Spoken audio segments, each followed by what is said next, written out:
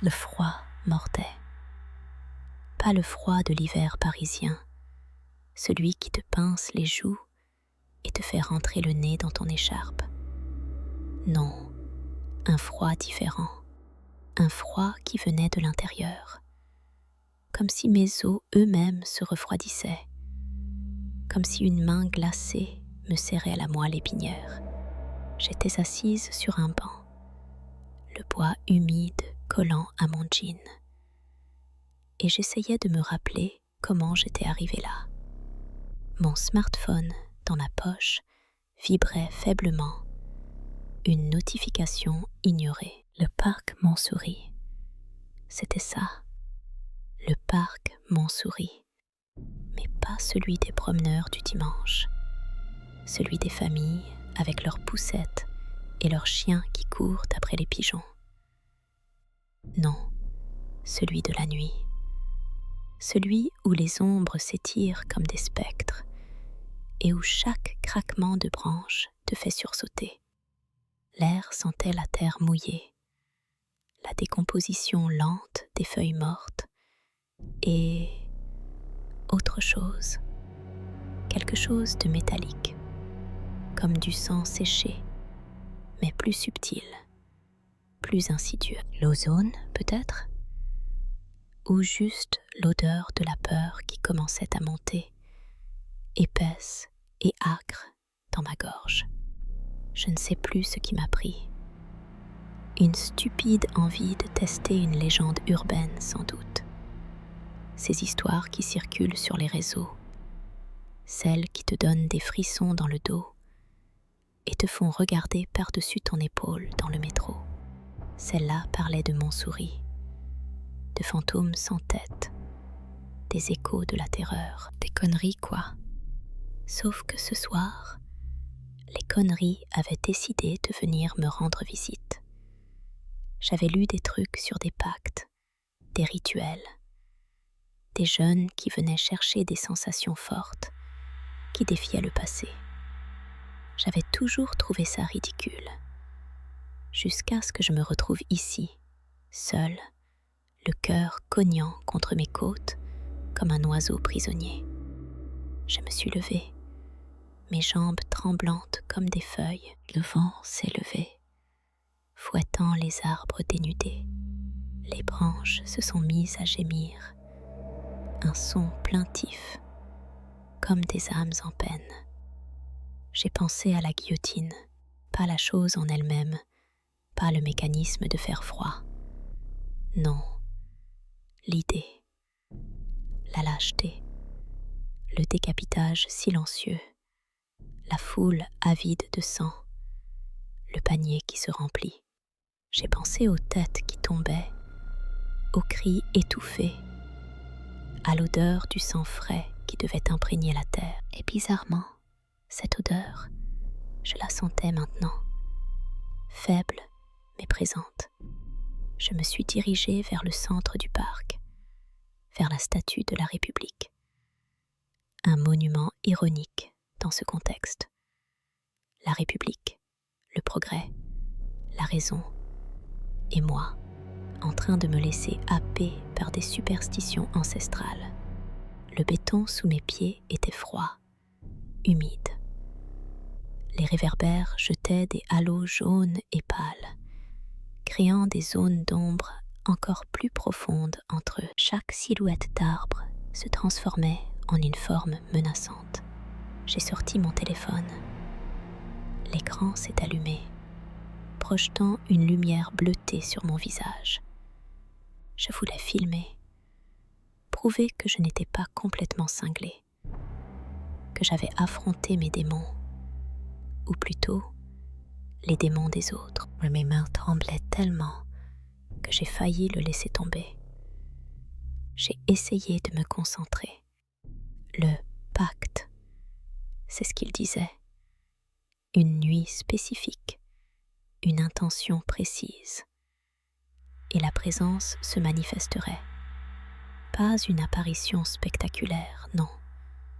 Plutôt une influence, une sensation, le sentiment d'être observé par des yeux invisibles. le souffle froid sur la nuque, les murmures inaudibles. J'ai posé ma main sur le socle de la statue. Le métal était glacial, même à travers mon gant fin. J'ai fermé les yeux. J'ai essayé de visualiser la foule, les visages figés dans une attente macabre, la lame qui s'abaisse, le bruit, le silence qui suit. Et là, je l'ai senti, un frisson, pas le mien, un truc qui a parcouru mon dos, comme une décharge électrique. J'ai ouvert les yeux d'un coup. Rien, juste le vent qui continuait son œuvre de désolation. J'ai fait quelques pas, m'éloignant de la statue. Je me sentais de plus en plus mal à l'aise. Ce n'était plus de la curiosité, c'était de la peur pure. La peur de ce que je pourrais trouver, de ce que je pourrais réveiller. J'ai pensé à l'histoire, celle des condamnés à mort, ceux qui étaient passés par la conciergerie, ceux dont les têtes avaient fini dans le panier. On disait que certains esprits ne trouvaient pas le repos, qu'ils erraient, cherchant une forme de vengeance, ou peut-être juste un peu de paix, et que Montsouris, avec son atmosphère mélancolique, son lac sombre, ses allées tortueuses, était devenu leur refuge. Un bruit, un raclement, pas un craquement de branches, quelque chose de plus délibéré, comme si quelque chose traînait sur le gravier. J'ai arrêté de respirer. Mon cœur a fait un bond. J'ai levé la tête, scrutant les environs. Au loin, près des arbres, une silhouette, floue, indistincte dans la pénombre. Elle semblait se déplacer lentement, sans bruit, ou plutôt avec ce bruit étrange, ce raclement que je venais d'entendre. J'ai sorti mon téléphone, la main tremblante. J'ai zoomé. La silhouette ne bougeait pas. Elle était statique, comme une statue de plus. Mais je savais que ce n'était pas une statue. Je le sentais, une présence. Elle avait une forme vaguement humaine, mais quelque chose clochait. La tête, elle semblait absente, comme si elle était penchée ou simplement manquante. Le cou, court et épais, se terminait par un vide sombre. J'ai failli hurler. J'ai serré les dents, essayant de me contrôler. C'était une hallucination. Le stress, le froid, l'imagination trop fertile. C'est tout. Mais le raclement a repris. Plus proche cette fois. Lentement, la silhouette a commencé à bouger. Elle ne marchait pas. Elle se traînait. Un mouvement saccadé, inhumain. Et le bruit. Ce son répugnant de quelque chose qui est traîné sur le sol. Mon sang s'est glacé. Je n'avais jamais ressenti une telle terreur. C'était viscéral, primal. Mon instinct me hurlait de fuir, de courir sans me retourner. J'ai pointé mon téléphone vers la chose. L'objectif semblait ne rien capturer de précis. Juste une masse sombre dans le flou. Mais je savais ce que je voyais. Ou plutôt, ce que je sentais. L'absence. L'horreur de ce qui avait été. La chose s'est arrêtée. Elle était maintenant à une vingtaine de mètres. Je pouvais sentir une sorte de vibration émaner d'elle. Une tristesse immense, mêlée à une colère sourde. Et cette odeur, le sang séché, plus prononcé maintenant. J'ai reculé doucement. Un pas, 2 pas. Le gravier a crissé sous mes semelles. La chose a réagi. Sa tête, ce vide sombre, s'est tournée vers moi. Je n'ai pas vu Dieu, pas de visage, juste cette absence béante. Et puis, j'ai entendu un son, un souffle, un gargouillis rauque, comme si quelqu'un essayait de parler avec des poumons remplis de sang. C'était trop. J'ai tourné les talons et j'ai couru. Je n'ai pas regardé en arrière. Mes poumons brûlaient, mes jambes étaient lourdes, mais la peur me donnait des ailes. Je courais à travers les allées sombres. Les branches me fouettaient le visage. Les racines menaçaient de me faire trébucher. Le son, je le sentais derrière moi. Ce raclement lent, persistant, et ce souffle, il se rapprochait. Je suis arrivée à la sortie du parc, la grille en fer forgé comme une promesse de salut. J'ai traversé la rue en courant, sans regarder les voitures. J'ai continué à courir, jusqu'à ce que mes jambes ne veuillent plus me porter, jusqu'à ce que je m'écroule sur le trottoir, haletante, tremblante. J'ai regardé mon téléphone. L'écran était noir. La batterie était vide. Comme si la nuit elle-même avait décidé de me priver de mon seul lien avec la réalité. J'étais seule, dans la nuit parisienne, loin de la chaleur des cafés et des lumières rassurantes. Et je savais que ce que j'avais vu, ce que j'avais senti, n'était pas une hallucination. C'était réel. Le passé n'est jamais mort. Il attend son heure, tapi dans l'ombre, prêt à se manifester. Et ce soir, j'avais fait le pacte, sans le savoir, sans le vouloir. Et le prix, je le sentais, serait lourd à payer.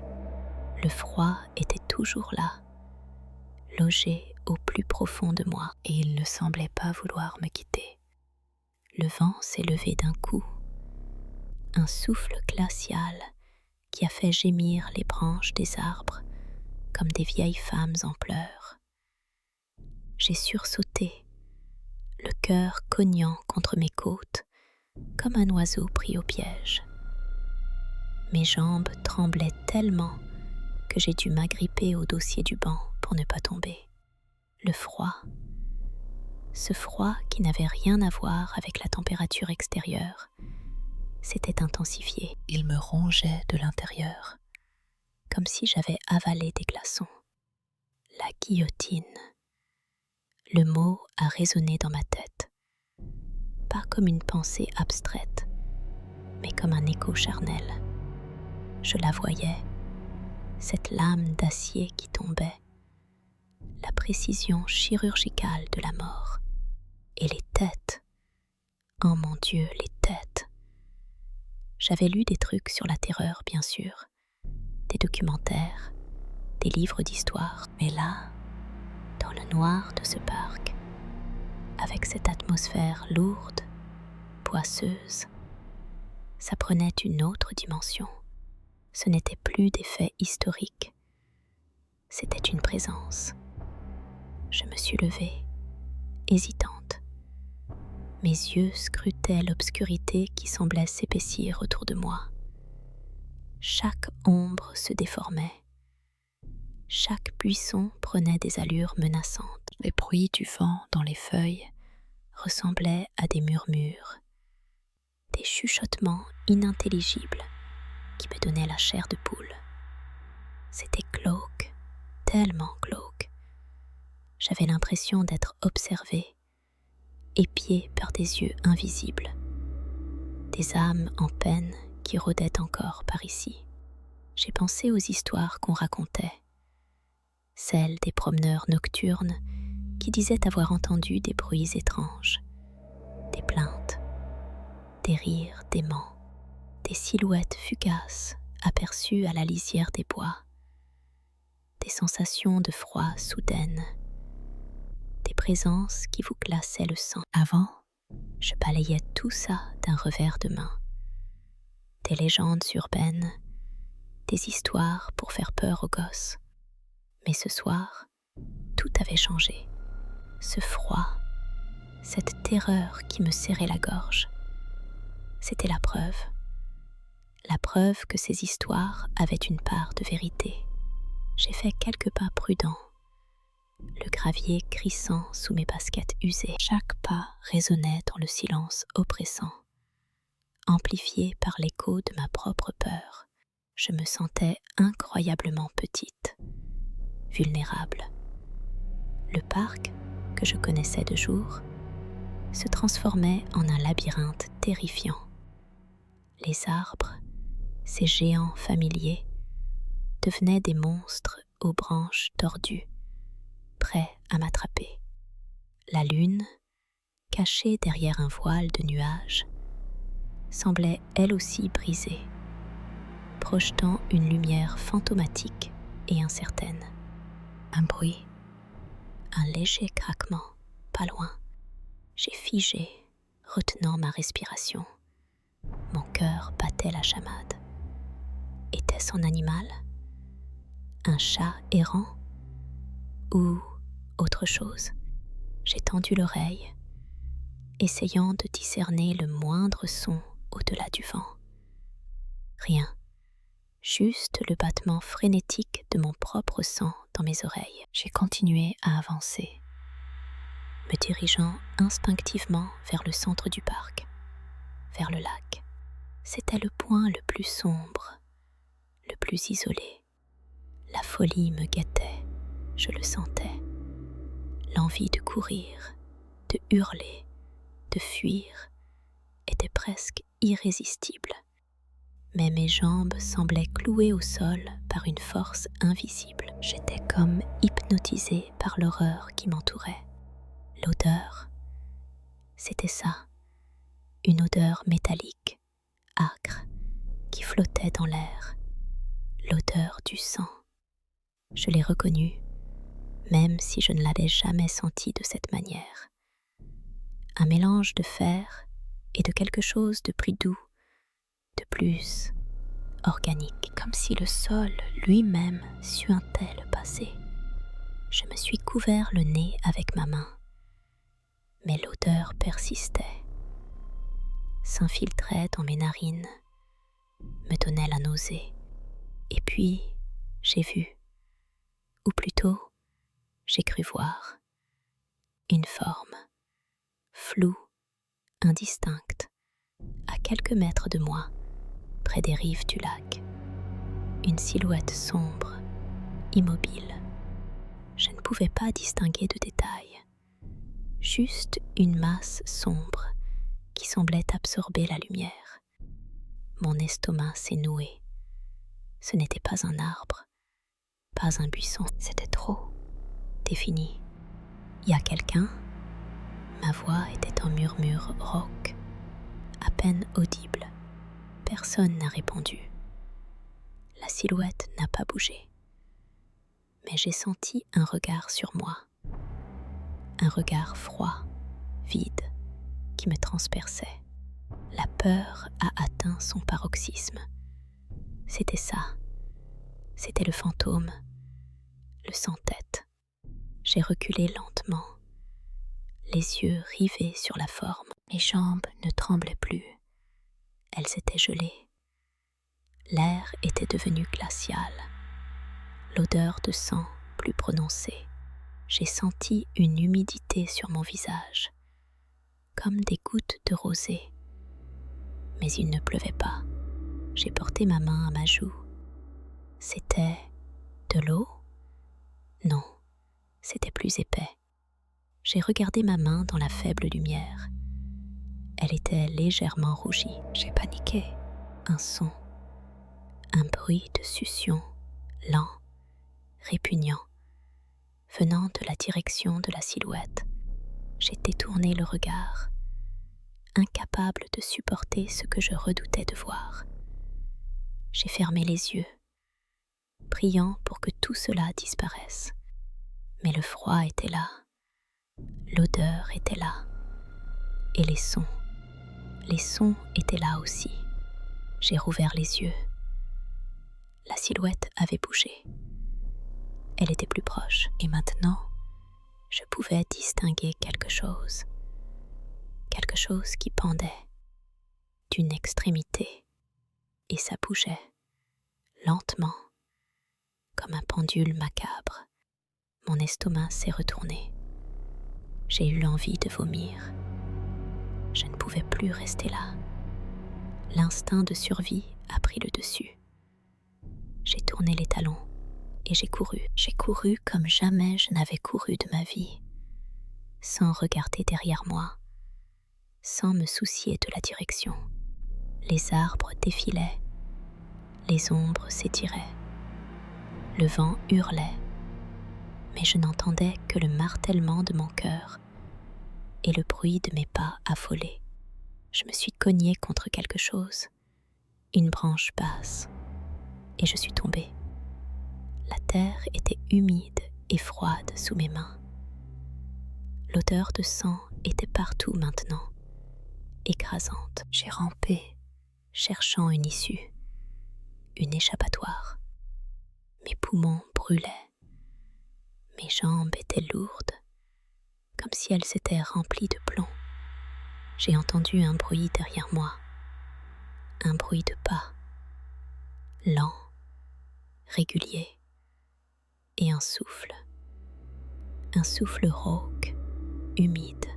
Je me suis retournée, le cœur au bord des lèvres. La silhouette était là, à quelques mètres. Elle ne courait pas, elle marchait, et elle se rapprochait. Et là, dans la faible lumière lunaire, j'ai vu la tête, ou plutôt l'absence de tête. Le cou était à nu, une plaie béante, d'où suintait ce liquide épais et rougeâtre. Et ce qui pendait, c'était une sorte de lanière de chair. Non, c'était plus. Je ne pouvais pas le décrire.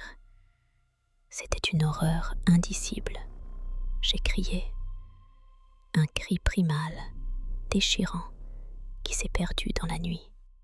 J'ai rassemblé mes dernières forces et j'ai couru à nouveau, me jetant dans la direction opposée, me frayant un chemin à travers les buissons épineux, sans me soucier des égratignures. Je sentais sa présence derrière moi, cette froideur suffocante, cette odeur de mort. Je ne sais pas combien de temps j'ai couru.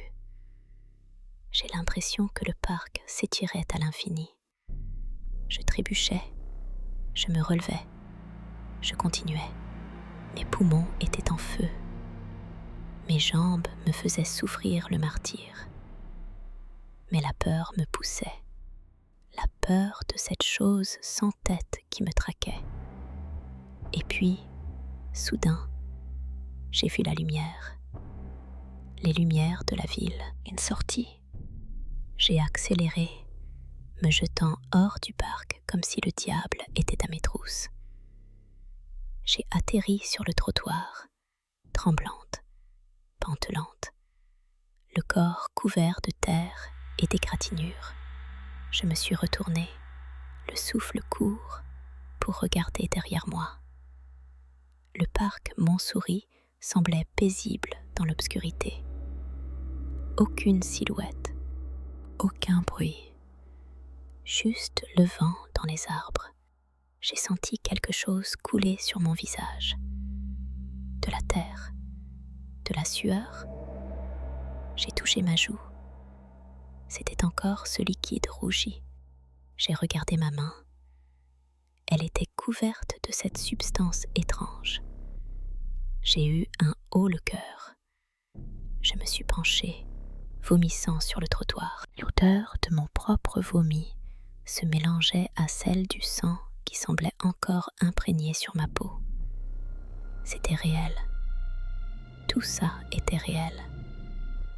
Les légendes, les fantômes, la guillotine, ils étaient là, tapis dans l'ombre de ce parc paisible. Et ce soir, j'avais vu leur visage, ou plutôt l'absence de visage. Je me suis relevée, titubante. Le froid était toujours là, mais il commençait à se mêler à une autre sensation, une sorte de vide, comme si une partie de moi avait été arrachée. J'avais franchi une limite. J'avais vu ce que je n'aurais jamais dû voir. Et je savais, au plus profond de moi, que je ne serais plus jamais la même. La nuit de Montsouris avait laissé sa marque indélébile. Et ce n'était que le début. Mes jambes tremblaient tellement que je n'étais pas sûre de pouvoir tenir debout. Chaque muscle de mon corps hurlait de rester figé, de ne surtout pas bouger, de devenir moi-même une de ces statues de pierre froides et figées qui parsèment ce parc maudit.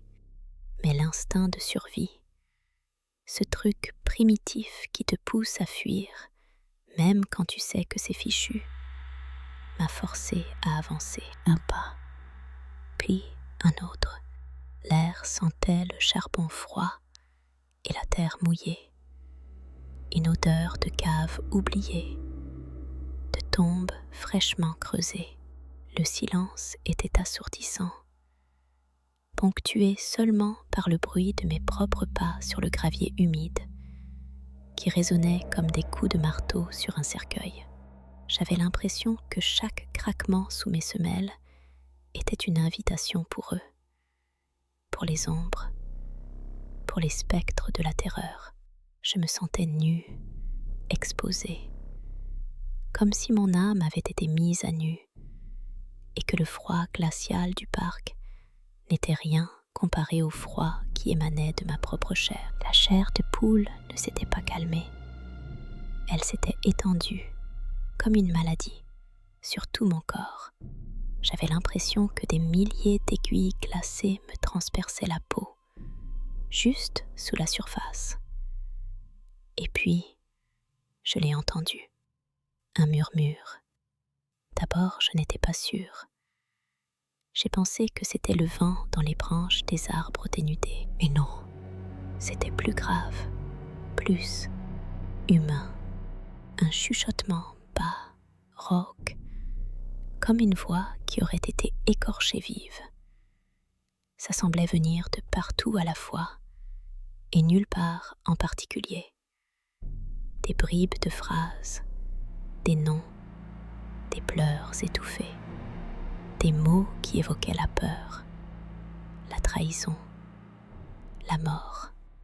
J'ai levé les yeux. Les arbres se dressaient comme des squelettes noirs contre un ciel d'encre. Leurs branches tordues ressemblaient à des griffes prêtes à s'abattre. Et là, j'ai vu, ou plutôt, j'ai cru voir, des formes indistinctes, des silhouettes qui bougeaient à la périphérie de ma vision. Des mouvements trop rapides, trop saccadés pour être naturels, comme des marionnettes dont les fils auraient été coupés, mais qui continueraient leur danse macabre. La vision de la guillotine, si nette quelques minutes plus tôt, revenait par flash. Le bruit métallique du fer qui tombe, le bruit sourd de la tête qui frappe le panier. Je pouvais presque sentir l'odeur du sang chaud, âcre et métallique, se mêler à celle de la terre.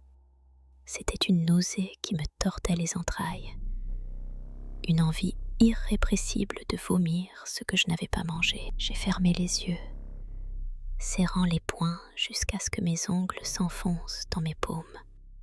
Arrête, arrête ça, je me suis dit. C'est ton imagination, c'est le froid, c'est la fatigue. Mais la voix, elle, ne s'arrêtait pas. Elle devenait plus insistante, plus proche. Et puis, j'ai entendu un autre son.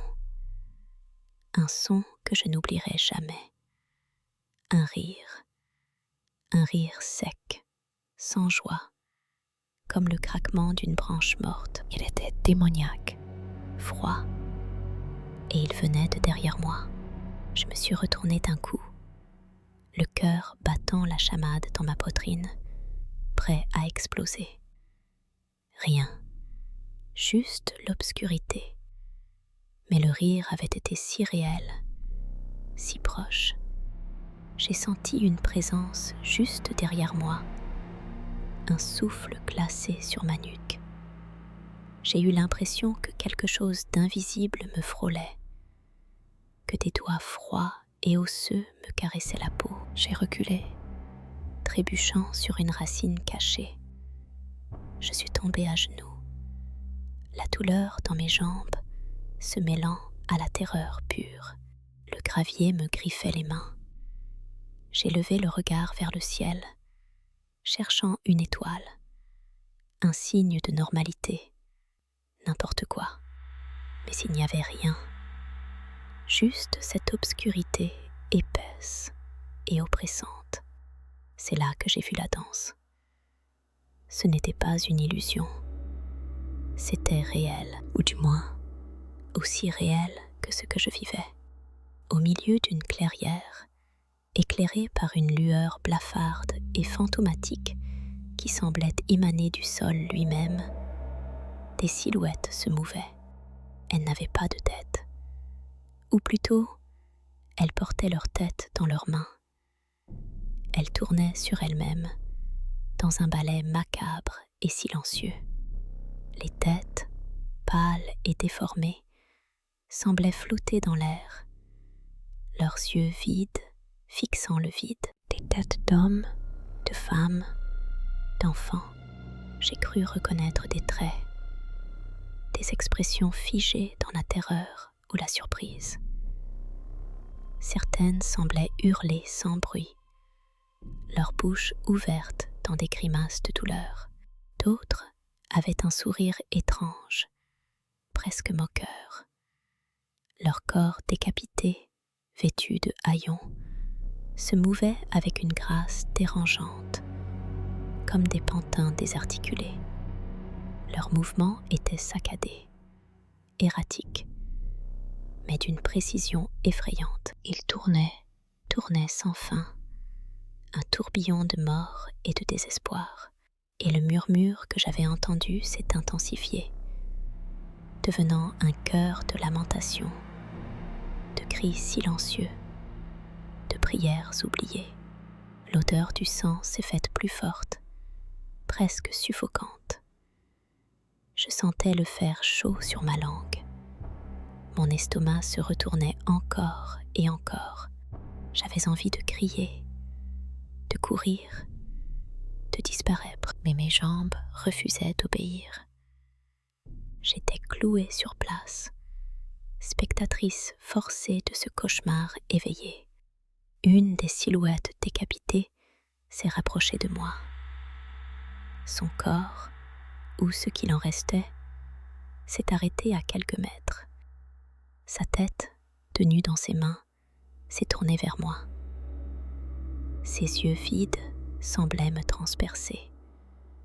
Il n'y avait aucune émotion dans ce regard, juste un néant abyssal.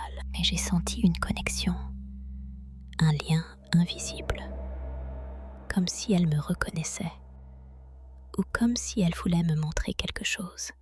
La tête a levé une main décharnée aux doigts longs et osseux, et a pointé vers moi. Puis, elle a fait un geste lent, un mouvement d'abaissement, le geste de la guillotine. Mon sang s'est glacé dans mes veines. J'ai compris. Ils étaient là, les esprits des condamnés, les âmes perdues de la terreur, et ils étaient venus me chercher. J'ai senti une force invisible me tirer vers eux. Mes membres semblaient lourds, engourdis. La peur me paralysait. Je ne pouvais plus bouger. La clairière s'est mise à tourner autour de moi. Les silhouettes décapitées continuant leur danse infernale. La lueur fantomatique s'est intensifié, rendant les formes plus nettes, plus terrifiantes. J'ai vu la lame de la guillotine, non pas dans ma vision, mais flottant au-dessus de moi, comme une ombre menaçante. Le son du métal s'est fait plus distinct, plus proche. J'ai senti le froid de l'acier sur ma peau. J'ai fermé les yeux, attendant l'impact, le coup fatal. Mais rien ne s'est passé. Le son s'est estompé. Les murmures se sont tus. La pression sur mes membres a disparu. J'ai rouvert les yeux, prudemment. La clairière était vide. Les silhouettes avaient disparu. La lueur blafarde s'était éteinte. Il ne restait que le silence, le froid et l'odeur de la terre mouillée. Était-ce fini? Était-ce un avertissement? Ou avais-je simplement rêvé tout ça? Mon esprit était tellement chamboulé que je ne savais plus ce qui était réel et ce qui ne l'était pas. Mais une chose était sûre, je ne pouvais plus nier. Ce parc était hanté et je venais de danser avec les fantômes de la terreur. Je me suis relevée, mes jambes toujours tremblantes, mais avec une nouvelle détermination froide. Je ne pouvais pas rester là, figée par la peur. Il fallait que je sorte de ce parc, que je retrouve la lumière, que je retrouve la vie.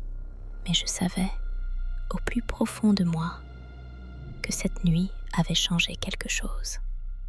Les images, les sons, les sensations, tout ça était gravé en moi. La danse des têtes tombées ne me quitterait jamais. Et j'avais l'impression que ce n'était qu'un début. Une introduction à un cauchemar bien plus grand. Un murmure grave et humain, j'ai dit. Pas un vent dans les feuilles mortes. Pas le craquement d'une branche sous le poids d'un animal. Non, c'était une voix. Et ce que j'ai cru apercevoir, juste là, à la limite de ma vision, c'était des formes, des silhouettes, des choses qui se mouvaient dans l'ombre épaisse, là où la lumière des lampadaires lointains n'arrivait pas à percer. Des formes qui ressemblaient à des marionnettes. Non, c'était plus organique, plus humain. J'ai reculé d'un pas, mon cœur martelant contre mes côtes comme un fou furieux.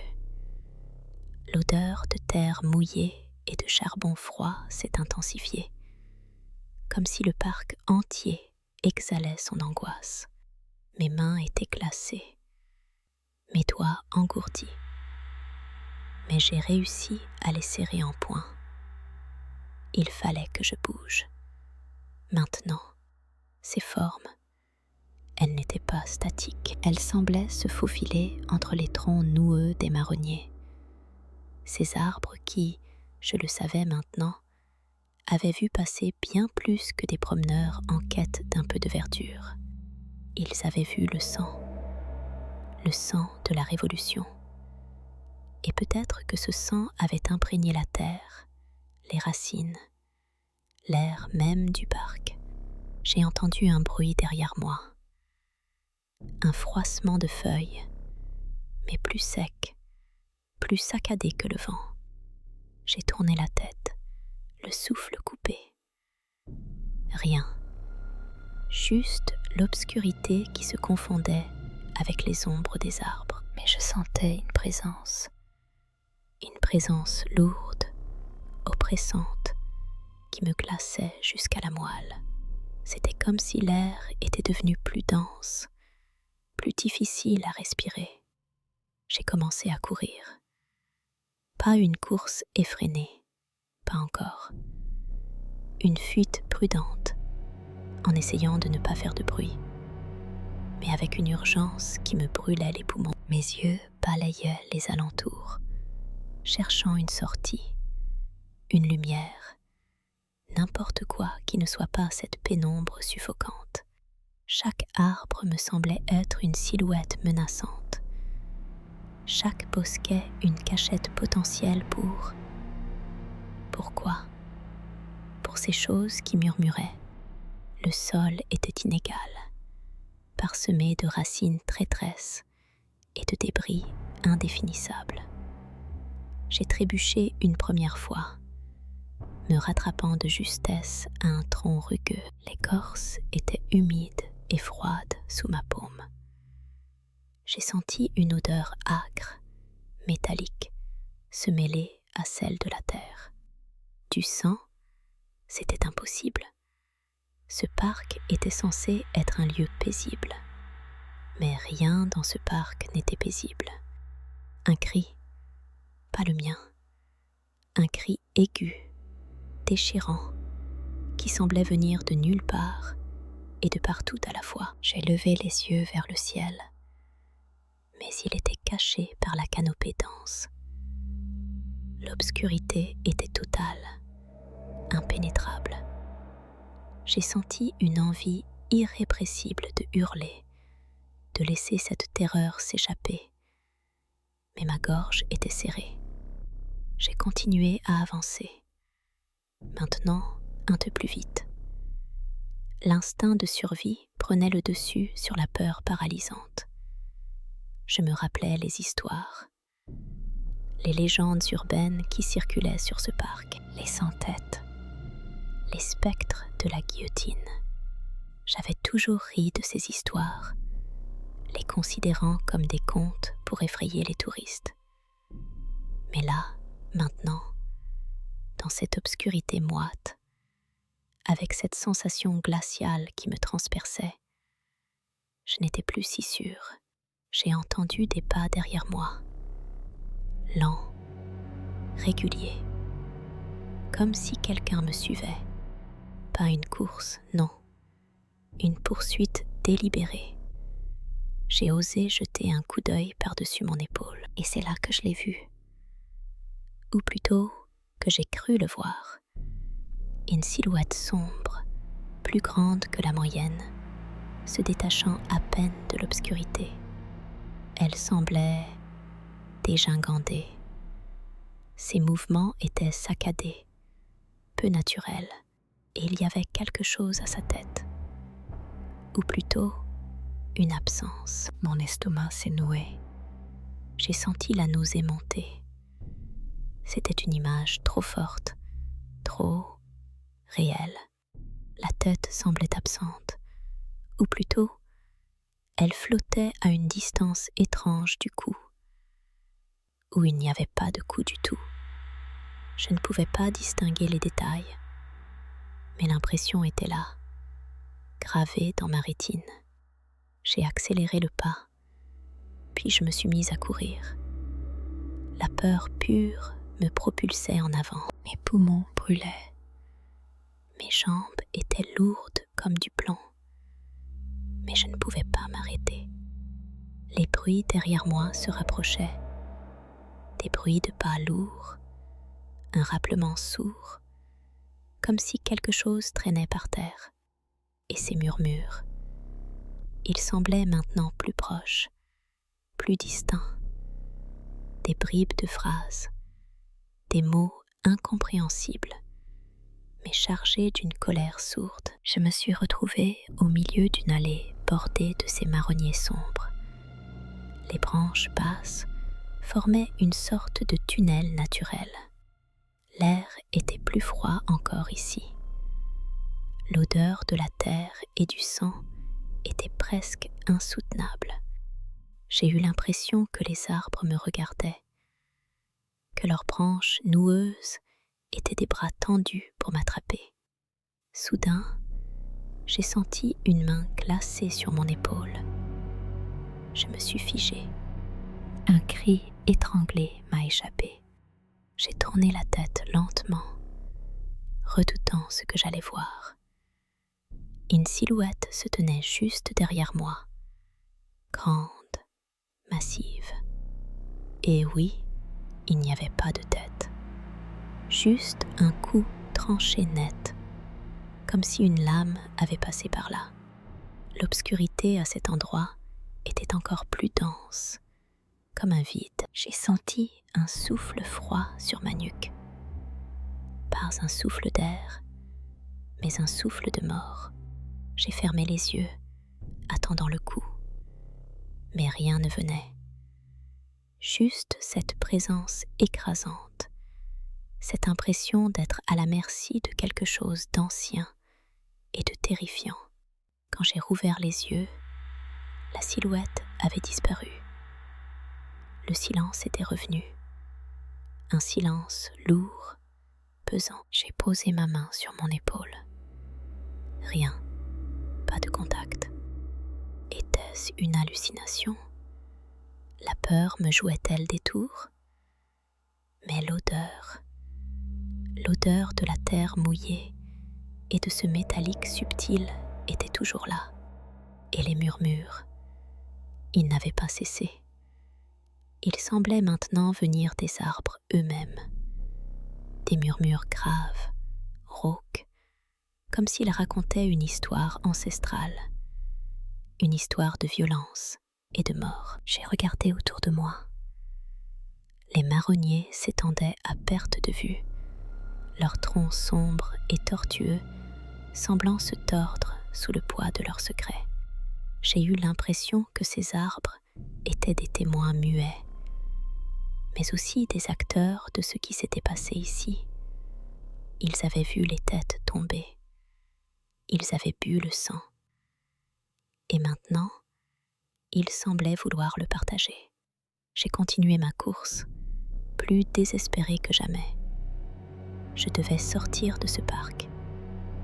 Je devais échapper à cette atmosphère chargée de souvenirs macabres. Mais je sentais que je n'étais pas seule.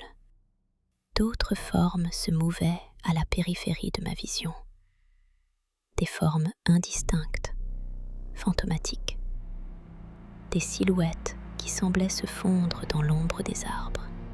J'ai entendu un bruit de chaîne, un tintement métallique, comme celui d'une lourde masse se traînant sur le sol. J'ai osé jeter un regard rapide. Et j'ai vu, au loin, une autre silhouette. Celle-ci semblait porter quelque chose. Une lourde chaîne, comme celle qu'on utilisait pour les condamnés. Et il y avait une sorte de sac. Un sac en toile grossière. Et il semblait y avoir quelque chose à l'intérieur. Quelque chose de lourd. Mon sang s'est glacé. Je savais ce que ces histoires racontaient. La danse des sans-têtes. Leur corps errant sans but, cherchant une tête qu'ils ne retrouveraient jamais. Et ceux qui les avaient décapités, condamnés à revivre leur acte, traînant leurs instruments de mort. J'ai senti une présence juste à ma droite, une ombre plus dense que les autres. J'ai tourné la tête. Une femme. Elle portait une robe longue et sombre, comme celle d'une autre époque. Ses cheveux étaient tirés en arrière, révélant un cou vide. Il n'y avait pas de tête, juste un moignon brut, comme si une lame avait passé. Et dans ses mains, elle tenait une tête pâle, aux yeux ouverts fixant le vide. Elle la serrait contre sa poitrine, comme un enfant. J'ai poussé un cri étranglé et j'ai accéléré le pas.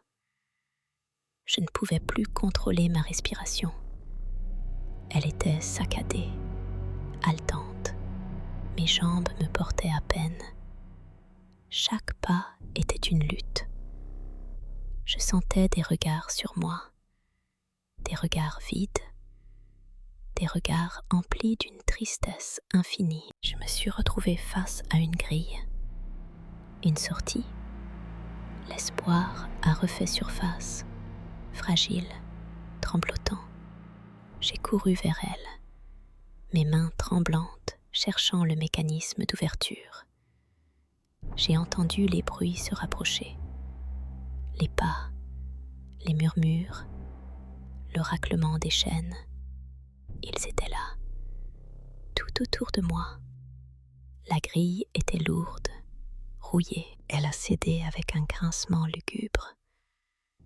J'ai réussi à me faufiler à travers, tombant sur le trottoir de l'autre côté. J'ai levé les yeux. La rue était là. La ville. La vie normale. J'ai regardé derrière moi, vers le parc. L'obscurité était toujours aussi dense. Mais je n'ai rien vu. Plus rien. Juste le silence. J'ai rampé sur le trottoir. Mon corps secoué de tremblements. J'ai inspiré profondément l'air de la ville. Un air qui sentait le gaz d'échappement et la pollution, mais qui était tellement plus rassurant que l'odeur de mort du parc. J'ai levé la tête vers les marronniers, leurs silhouettes sombres se découpant sur le ciel nocturne. J'ai eu l'impression qu'ils me regardaient encore, qu'ils gardaient leur secret, et que ce soir, j'en avais vu un peu trop. Le sang de la Révolution avait bien laissé sa marque, et je sentais qu'il avait fait plus que marquer la terre. Il avait marqué mon âme. Le souffle court, j'ai accéléré le pas, le gravier crissant sous mes semelles, comme un cri d'alarme dans le silence oppressant. Chaque ombre semblait s'étirer, se transformer, prendre des formes impossicielles. C'était ce sentiment, cette certitude glacée que je n'étais pas seule, qui me donnait envie de vomir. Pas la peur simple, la trouille d'un gosse dans le noir. Non, c'était une peur viscérale, profonde, qui sentait le fer et la terre fraîchement retournés. Mes mains, moites, serraient mon sac à tel point que je sentais les coutures gratter ma peau. Mes doigts étaient comme engourdis. Un froid qui ne venait pas de la température extérieure, mais de l'intérieur. Une sorte d'hypothermie de l'âme. Je jetais des coups d'œil furtifs derrière moi, dans le vague. Rien. Ou plutôt, tout. Les arbres se dressaient comme des sentinelles muettes, leurs branches noueuses ressemblant à des griffes prêtes à s'abattre. J'avais l'impression que le parc entier retenait sa respiration, attendant. Attendant quoi? Que je trébuche? Que je crie? Et puis, ce son, un froissement léger, comme du papier que l'on froisse, mais plus organique. Ça venait de ma gauche, près d'un massif de rhododendrons, dont les feuilles luisaient sous la lumière blafarde d'un lampadaire lointain. J'ai figé, le cœur battant la chamade contre mes côtes. J'ai retenu ma respiration, essayant de capter le moindre indice. Le bruit s'est répété, un peu plus distinct cette fois. C'était comme un tissu lourd qui traîne sur le sol, un raclement lent, régulier. Mon regard s'est fixé sur l'obscurité sous les buissons. J'ai cru apercevoir un mouvement, une sorte de masse informe qui se déplaçait, sans jambes, sans bras apparents, une flaque d'ombre plus dense que les autres. Et puis, une odeur âcre, métallique, qui se mêlait à celle, plus douce, de la terre humide. L'odeur du sang, oui, mais pas le sang chaud et vivant. Un sang ancien, séché, qui avait imprégné la terre pendant des siècles. Et quelque chose d'autre. Une sorte d'ozone électrique, comme juste avant un orage, mais concentré, suffocant. J'ai reculé doucement, sans faire de bruit. Mes muscles étaient tendus comme des cordes de violon. Je n'étais pas folle. Je sentais cette chose. Je la voyais, ou du moins, je devinais sa présence. C'était plus qu'une impression. C'était une certitude qui me glaçait le sang. J'ai cherché une échappatoire du regard, une sortie, une route, n'importe quoi qui me ramènerait au monde des vivants, loin de cette atmosphère lourde et chargée. C'est alors que j'ai entendu un autre son, un souffle, pas un souffle d'air, mais un souffle rauque, comme un animal blessé. Il venait d'un peu plus loin, derrière moi cette fois. Je me suis retournée d'un coup sec, manquant de tomber. Toujours rien de visible, juste les troncs d'arbres sombres et les ombres dansantes.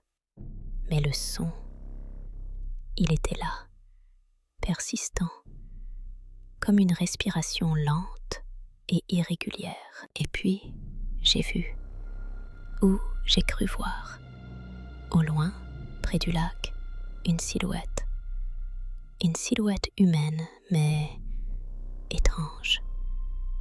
Elle se tenait droite, immobile, mais il y avait quelque chose qui n'allait pas, une absence, comme si quelque chose manquait, une distorsion dans l'air autour d'elle, une sorte de flou, comme quand on regarde à travers la chaleur qui monte du bitume. Mon estomac s'est noué. J'ai eu envie de hurler, de courir à perdre haleine, de tout laisser derrière moi. Mais une partie de moi, la partie rationnelle qui essayait désespérément de garder le contrôle, me disait de rester calme, de ne pas attirer l'attention. Si ces choses étaient là, si elles étaient réelles, alors attirer leur attention pouvait être la pire chose à faire. J'ai commencé à marcher à nouveau, plus vite cette fois, mais toujours en essayant de garder une allure normale, comme si je me promenais tranquillement. Je gardais mon regard fixé devant moi, mais mes sens étaient en alerte maximale. Je captais le moindre craquement de branches, le moindre froissement de feuilles, et cette odeur, elle semblait me suivre, me coller à la peau. J'ai aperçu un banc, sous un grand platane. Une silhouette était assise dessus, ou plutôt ce qui ressemblait à une silhouette. Elle était immobile, le dos courbé, comme si elle dormait. Mais quelque chose clochait terriblement. Il n'y avait pas de tête, juste un col de manteau relevé et une sorte de vide là où la tête aurait dû être. L'air semblait onduler autour de ce vide, comme si le monde peinait à combler cette absence. Un frisson glacial m'a parcouru l'échine. C'était ça, les sans-têtes, les légendes dont on se moque, les histoires de fantômes pour faire peur aux gosses. Sauf que là, c'était réel. Et ce n'était pas une histoire. C'était une horreur palpable, silencieuse, qui te glaçait le sang sans un cri. J'ai senti une nausée monter. Le gravier sous mes pieds semblait s'éloigner. Le monde entier se dérobait. J'ai eu l'impression que le parc entier était un immense cimetière et que les morts se réveillaient, mais d'une manière tordue, incomplète. Des morts qui avaient été mutilés, décapités et qui traînaient leur misère dans l'éternité. J'ai continué à avancer, le cœur tambourinant dans ma poitrine comme un fou. J'ai évité de regarder directement le banc, mais l'image de cette absence de tête s'était gravée dans ma rétine. J'avais l'impression d'entendre un murmure lointain, un chuchotement de voix multiples, mais sans mots, juste un son plaintif et déchirant, l'écho des cris qui avaient dû résonner ici il y a longtemps. J'ai croisé une autre forme, près d'un buisson touffu.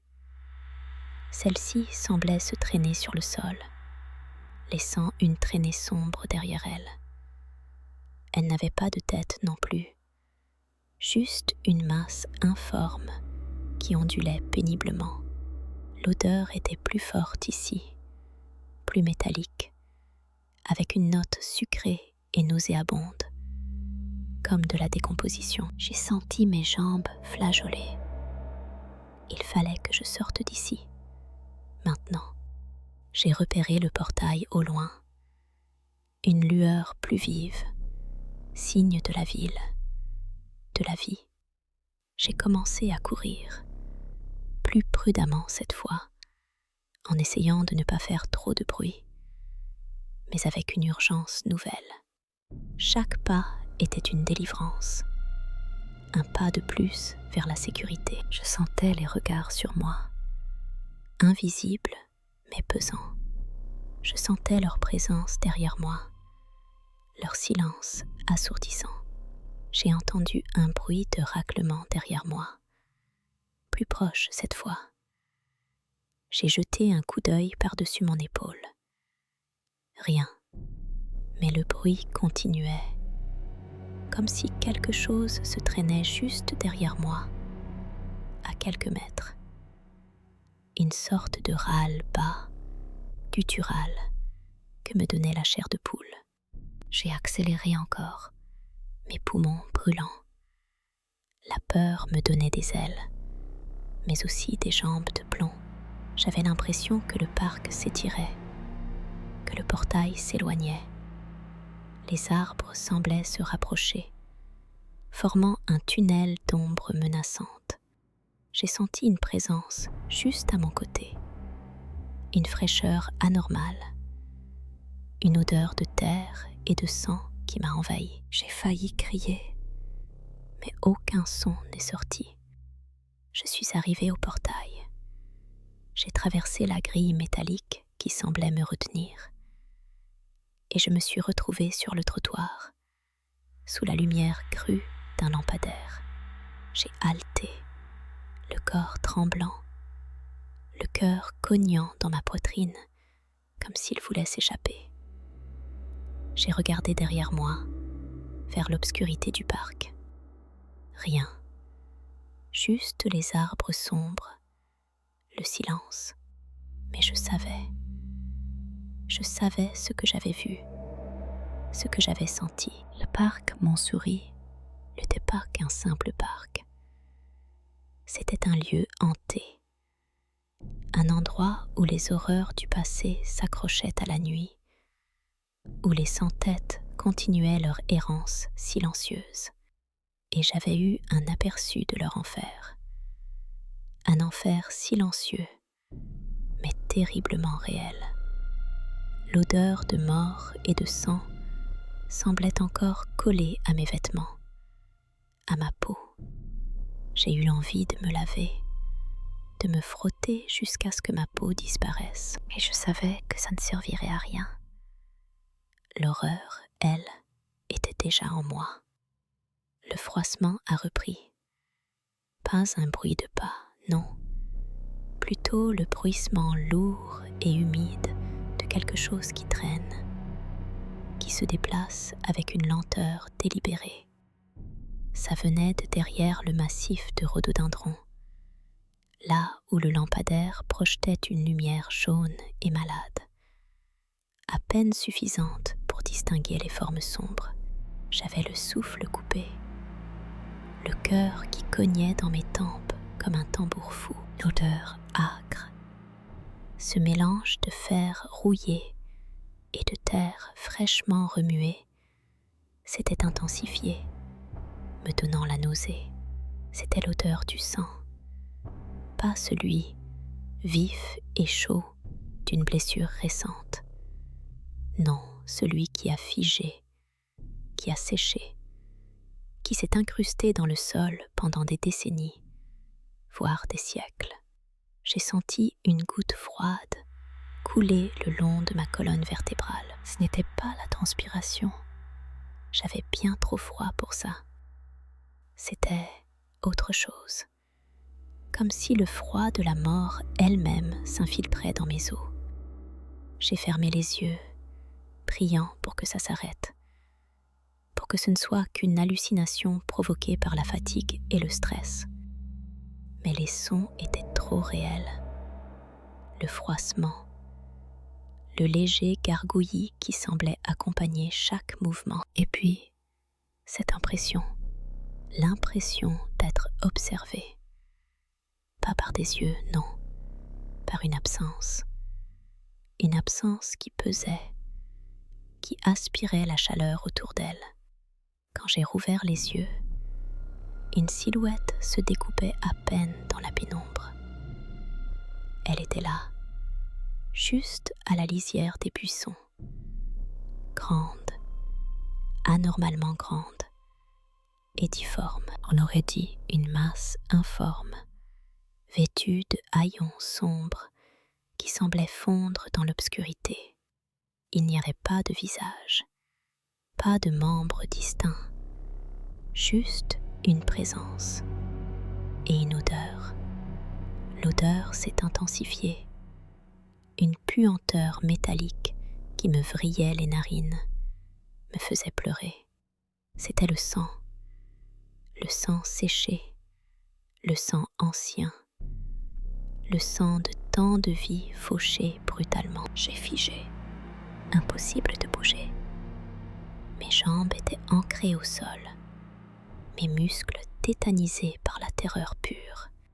La chose a avancé, lentement, sans bruit, à part ce froissement humide et répugnant. J'ai vu, ou plutôt j'ai cru voir, quelque chose qui pendait, quelque chose de sombre, de mouillé, qui oscillait au rythme de ses déplacements. Mon estomac s'est retourné. J'ai senti le vomi monter dans la gorge. Je me suis mordu la lèvre inférieure pour ne pas hurler, pour ne pas me trahir. Elle s'est arrêtée à quelques mètres de moi. Toujours cette masse informe, mais je percevais maintenant des contours plus précis, une sorte de silhouette humaine déformée. Et puis, j'ai compris. L'odeur, le froissement, le mouvement lent et traînant. Il disait que les sans-têtes erraient dans le parc, que les âmes des guillotinés, celles dont la tête avait été séparée du corps dans un bain de sang, ne trouvaient pas le repos, que leur corps cherchait désespérément ce qu'ils avaient perdu. Et là, devant moi, c'était peut-être l'un d'eux, un corps qui cherchait sa tête, un corps qui traînait derrière lui, quelque chose. Mon regard s'est fixé sur l'objet sombre et mouillé qui pendait, qui raclait le sol, et soudain, dans la lumière vacillante du lampadaire, j'ai cru discerner une forme vaguement ronde, une forme qui ressemblait à une tête détachée.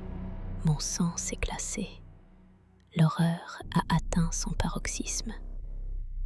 Ce n'était pas juste un bruit, ce n'était pas juste une odeur, c'était la matérialisation de la légende. Le corps d'un supplicié traînant sa propre tête coupée, comme un trophée macabre. J'ai fermé les yeux de nouveau, la respiration haletante. Je ne pouvais pas regarder, c'était trop. L'image s'était gravée dans ma rétine, une horreur que rien ne pourrait effacer. J'entendais le froissement se rapprocher. Je sentais le froid s'intensifier. Et puis, une sensation nouvelle, une sorte de souffle, un souffle froid, humide, qui sentait le cimetière et la pourriture. Il s'est posé sur ma nuque. J'ai eu un sursaut violent, un cri étranglé m'échappant. La chose était là, juste derrière moi. J'ai senti quelque chose de lourd et de froid effleurer mon épaule. Ce n'était pas une main, c'était une surface, rugueuse, comme du cuir vieilli et mouillé, et l'odeur de mort, concentrée, écrasante. J'ai voulu me retourner, fuir, mais mon corps refusait d'obéir. J'étais prisonnière de ma propre terreur. Et puis, j'ai entendu un son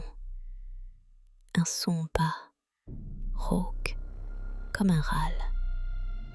Il venait de la chose, et ce râle semblait parler, pas avec des mots, non, avec des sons gutturaux, des murmures inarticulés qui semblaient venir du fond d'une gorge desséchée. C'était le son de la souffrance éternelle, le son de ceux qui ont connu la lame froide de la guillotine.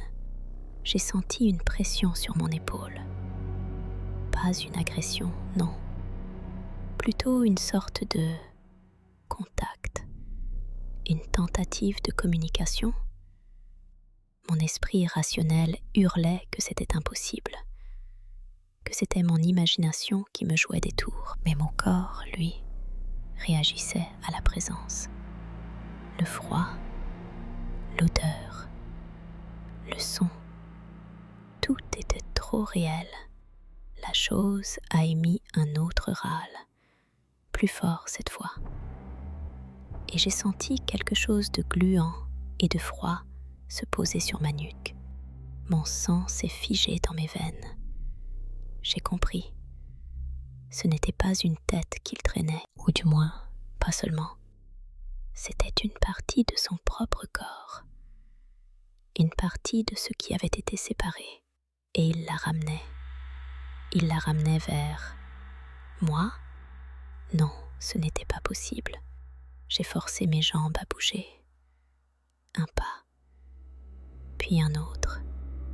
Je me suis dégagée de la pression. J'ai entendu un bruit de chute derrière moi, comme si la chose avait lâché son fardeau. Je n'ai pas regardé. Je n'ai pas voulu voir. J'ai couru. J'ai couru comme jamais je n'avais couru de ma vie. Le souffle en lambeaux, les poumons en feu, les larmes brouillant ma vision. Les branches des arbres me griffaient le visage. Les racines menaçaient de me faire trébucher. Mais je ne pouvais pas m'arrêter. La peur me poussait, me donnait des ailes. Je ne sais pas combien de temps j'ai couru. Peut-être quelques minutes, peut-être une éternité. J'ai fini par déboucher sur une allée principale, plus éclairée. J'ai vu des silhouettes au loin, des gens qui rentraient chez eux. La civilisation, la réalité. J'ai ralenti, le corps tremblant de tous mes membres. L'odeur âcre semblait encore collée à ma peau, mais elle s'estompait peu à peu, remplacée par l'odeur fraîche de la nuit parisienne. Je me suis appuyée contre un arbre, essayant de reprendre mon souffle. Mon cœur battait toujours la chamade, mais la panique commençait à laisser place à une sorte de sidération. J'avais vu, j'avais senti, j'avais entendu, et j'avais fui. J'avais fui une entité surnaturelle, une manifestation de la légende des 100 têtes. Je me suis regardé les mains. Elles tremblaient encore, mais elles étaient propres. Pas de sang, pas de gluant. Pourtant, la sensation persistait. La sensation de ce contact froid et humide sur ma nuque. La sensation de ce souffle mortuaire. Ce n'était pas fini. Ce n'était que le début. L'horreur s'était immiscée en moi. Et je savais, avec une certitude glaçante, que le parc Montsouris avait encore bien des secrets à me révéler, et que certains d'entre eux étaient bien plus sombres que je ne pouvais l'imaginer. L'eau du lac, là, au loin, semblait refléter une lueur rougeoyante. Était-ce la lune? Ou était-ce le sang qui continuait de couler, invisible, sous la surface? Le froid n'était pas celui d'une nuit d'octobre. C'était un froid qui venait de l'intérieur des eaux, un froid de tombe, qui se collait à ma peau comme une seconde peau moite et désagréable. L'odeur, bordel, cette odeur. C'était un mélange de fer rouillé, de terre retournée et de quelque chose de plus âcre, de plus organique. Le sang, oui, mais pas du sang frais, du sang séché, du sang ancien, celui qui s'incruste dans les pierres, dans les mémoires. Mon estomac se nouait, une boule de fiel qui remontait dans ma gorge. Je voulais vomir, je devais vomir, mais mon corps refusait de coopérer. Mes muscles étaient pris dans un étau invisible, mes jambes scellées au sol détrempé. Face à moi, à la lisière de ces foutus rhododendrons qui ressemblaient à des oreilles d'éléphant géantes dans la pénombre, la chose se tenait. Ce n'était pas une silhouette définie, pas vraiment. Plus une tache sombre, une distorsion dans l'air, comme si la réalité elle-même avait du mal à la représenter. Elle semblait vibrer, onduler, comme une chaleur malsaine qui aurait pris la forme d'un corps. Mais ce n'était pas de la chaleur que ça dégageait. C'était ce froid qui me glaçait jusqu'à la moelle. Je pouvais sentir son regard. Pas des yeux, pas de pupilles, juste une concentration de cette obscurité qui me transperçait. C'était un regard ancien, pesant, chargé d'une colère sourde, une colère qui avait dû mijoter pendant des décennies, des siècles peut-être, dans le terreau fertile de ce parc. Je me rappelais des légendes, les histoires qu'on racontait en rigolant, le soir, autour d'un feu de camp imaginaire, les sans-têtes, les esprits de la guillotine, les âmes damnées des révolteux. Je les avais balayés d'un revers de main, pensant que c'était juste du folklore pour touristes effrayés. Mais là, maintenant, face à cette chose, le folklore prenait une dimension terriblement concrète. J'essayais de rationaliser. C'était la fatigue, l'obscurité, mon imagination qui me jouait des tours. J'avais lu trop de bouquins d'horreur, regardé trop de films gore. Mon cerveau cherchait à donner un sens à ce qu'il ne comprenait pas, à ce qu'il ne voulait pas comprendre.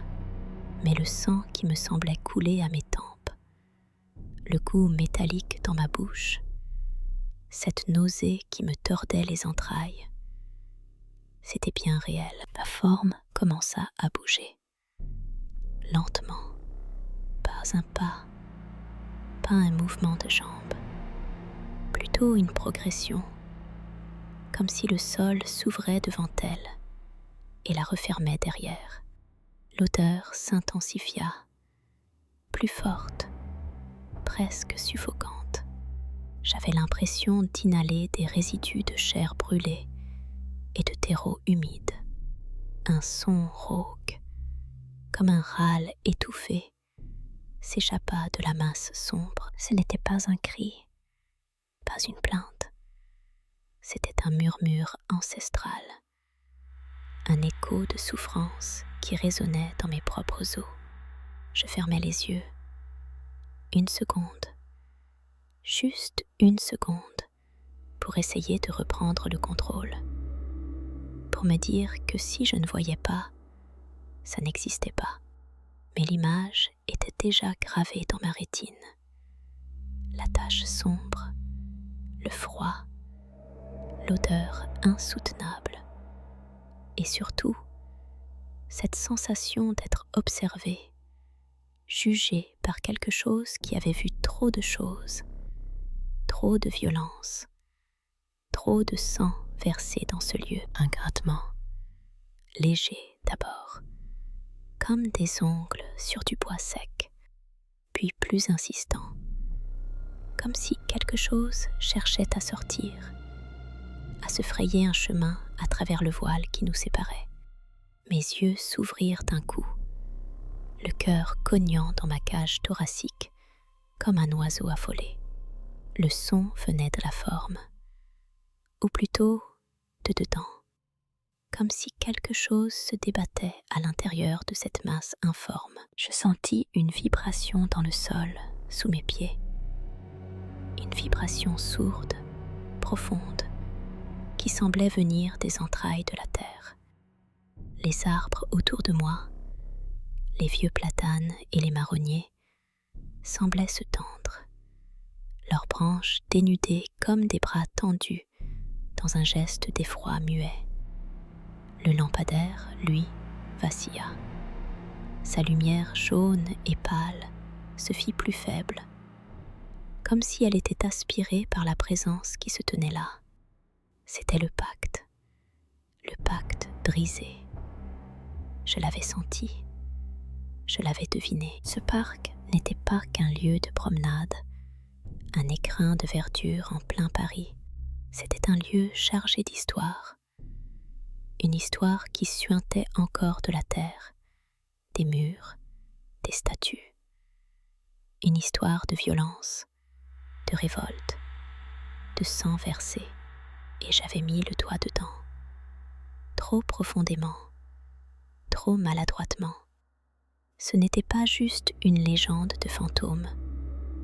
C'était la mémoire collective qui se réveillait, les âmes qui n'avaient pas trouvé le repos, les esprits qui réclamaient justice, ou peut-être juste une reconnaissance. Et moi, j'étais tombée en plein milieu. Une intruse, une curieuse venue troubler leur sommeil éternel.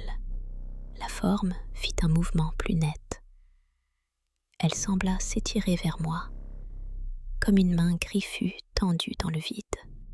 Je ne pouvais toujours pas bouger, mais une partie de moi, une petite voix au fond de ma raison, me criait de courir, de fuir, de me jeter dans la nuit, peu importe la direction, tant que je m'éloignais de cet endroit, de cette présence.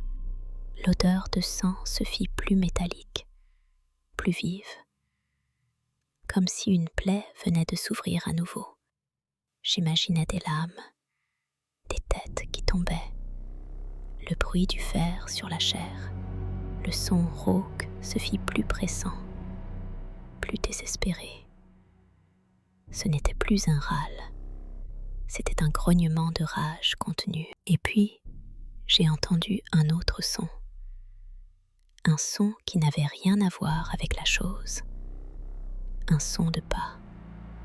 Des pas légers, furtifs, qui s'approchaient. Des pas humains. Mon cœur fit un bond. Peut-être que quelqu'un venait.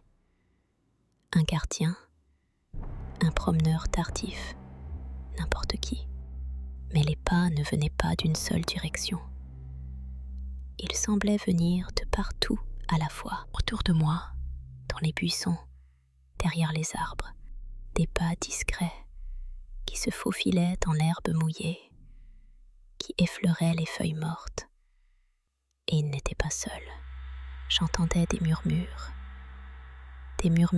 indistincts, comme un chuchotement collectif, un murmure qui semblait porter la frustration, la colère, le désespoir de ceux qui avaient été oubliés.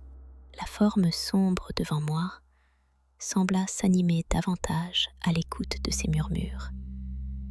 Elle vibra plus fort, et l'odeur de sang se répandit comme une vague nauséabonde. Le froid s'intensifia, me donnant l'impression que mes poumons allaient geler à chaque inspiration. J'ai compris. Ce n'était pas une seule entité. C'était un rassemblement. Les esprits de ce parc, ceux qui avaient payé le prix fort, ceux dont les têtes avaient roulé sur les pavés de Paris, ceux dont les corps avaient été jetés dans la Seine. Ils étaient là, et ils n'étaient pas contents. Le lampadaire s'éteignit complètement. La nuit devint totale. Une obscurité épaisse et suffocante. Seuls les rhododendrons, dans leur forme indistincte, semblaient encore exister. Et cette présence, cette masse informe, pulsant au milieu d'eux, les pas se rapprochaient, les murmures s'intensifiaient. J'avais l'impression d'être cerné, d'être le point de convergence de toute cette ancienne souffrance. J'ai senti une main froide se poser sur mon épaule. Pas une main humaine, une main glacée, comme faite de givre et de terre. Je n'ai pas osé me retourner. Je savais ce que j'allais voir, ou plutôt ce que je n'allais pas voir, une absence, un vide où aurait dû se trouver une tête. Et cette absence, ce vide, était rempli d'une haine ancestrale. Tu as brisé le silence, murmura une voix, comme le froissement de feuilles mortes sous le vent. C'était la voix de la chose, ou plutôt la voix de tous ceux qui étaient là. Tu as réveillé les ombres, tu as dérangé le sommeil des justes et des moins justes.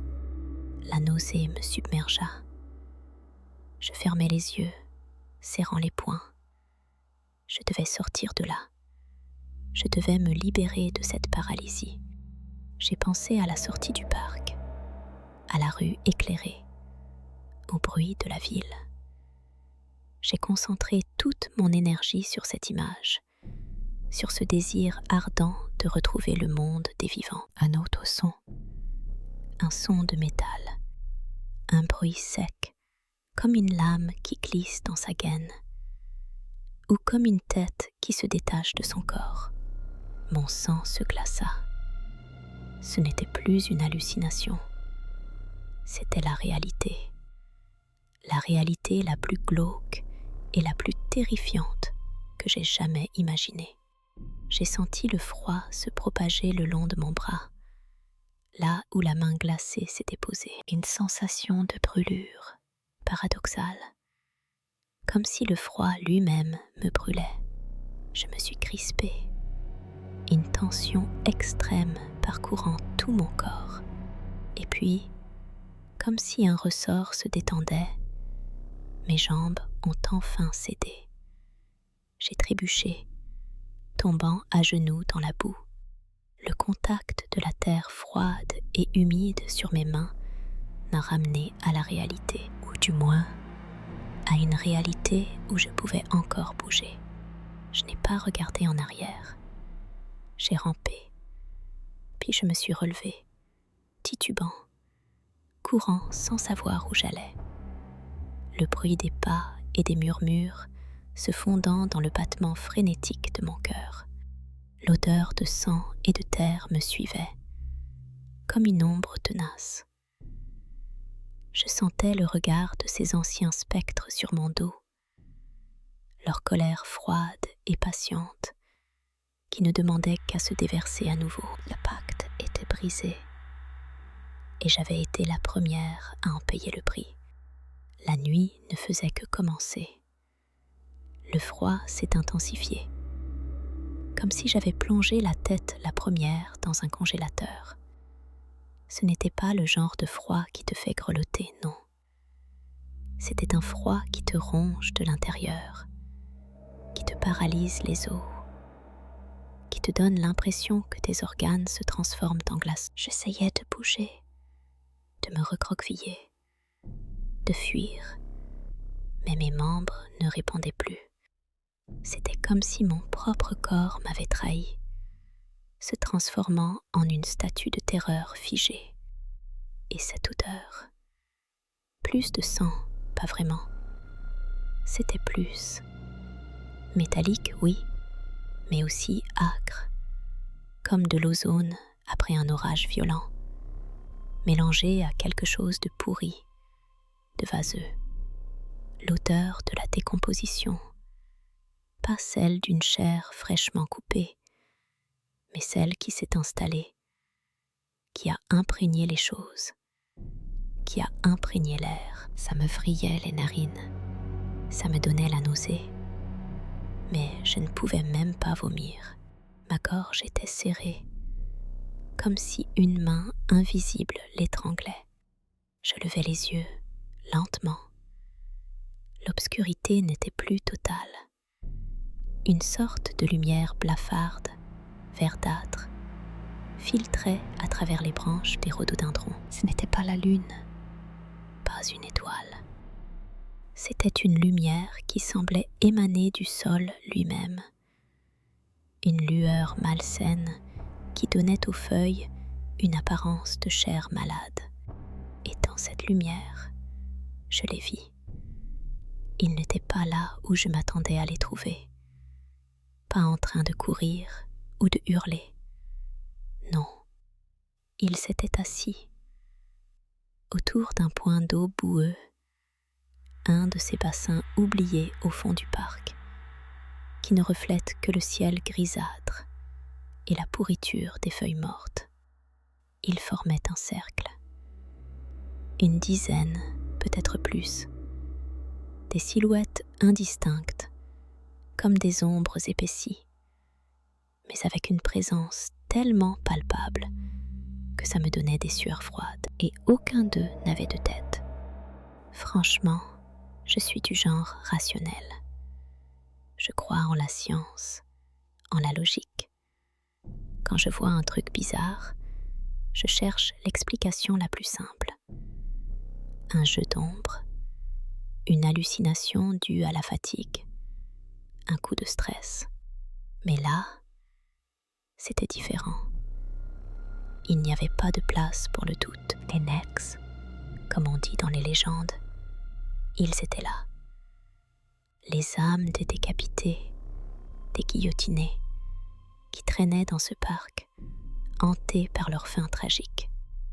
Le bruit, ce n'était pas un silence de mort, au contraire.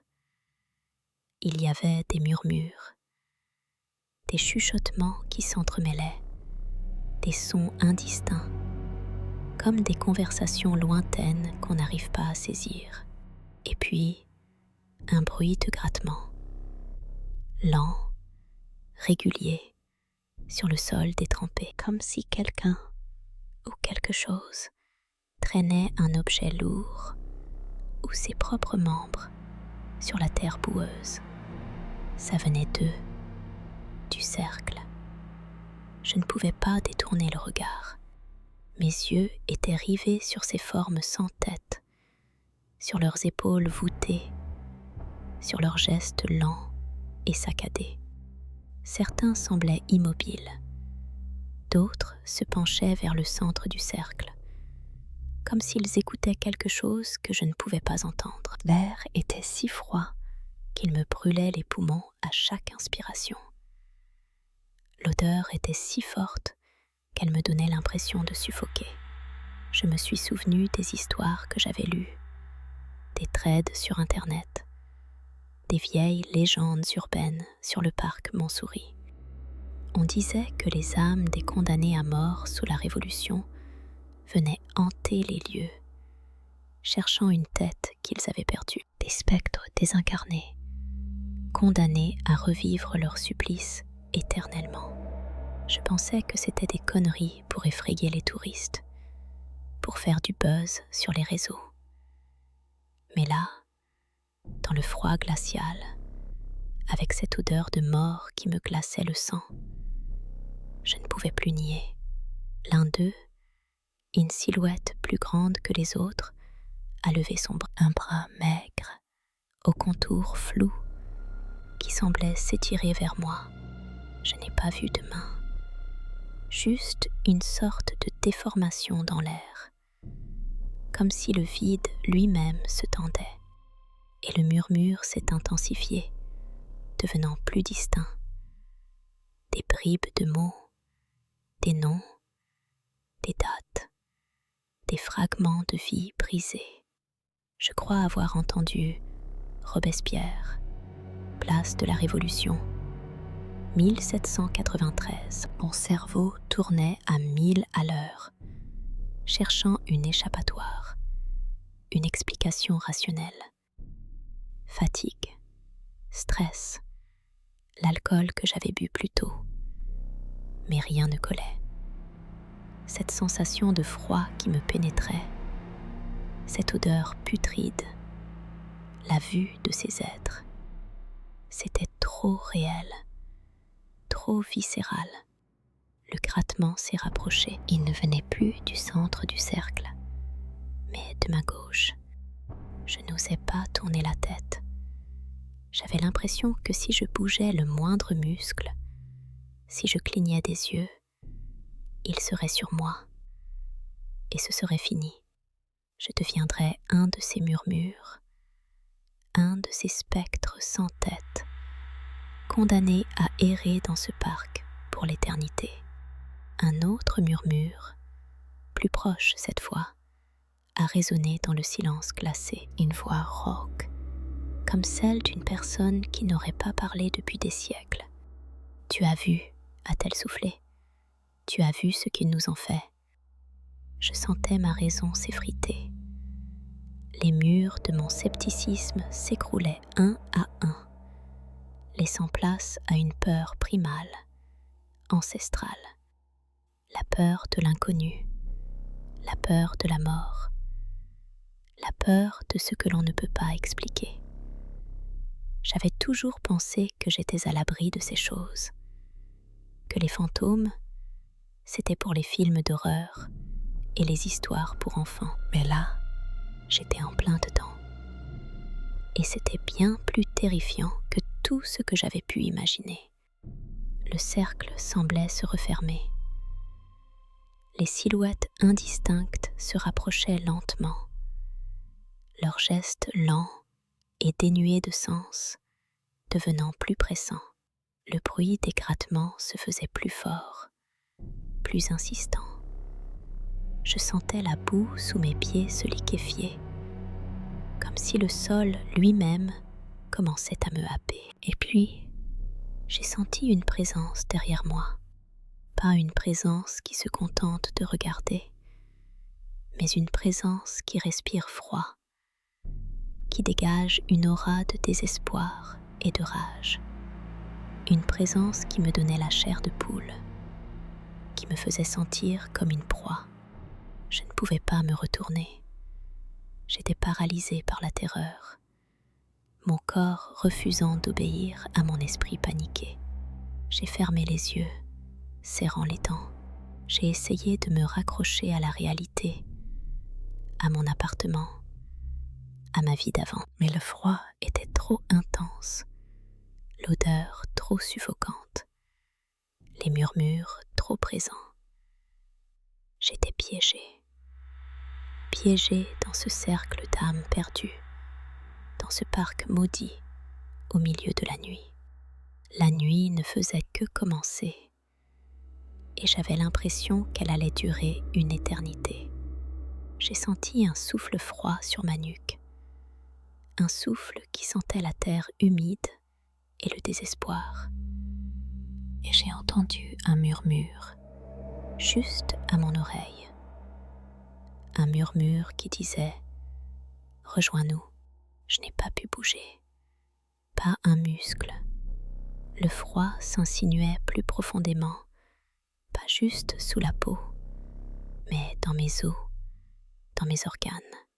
J'imaginais mes poumons se transformer en glaçons, mon cœur en un caillou de glace battant au ralenti.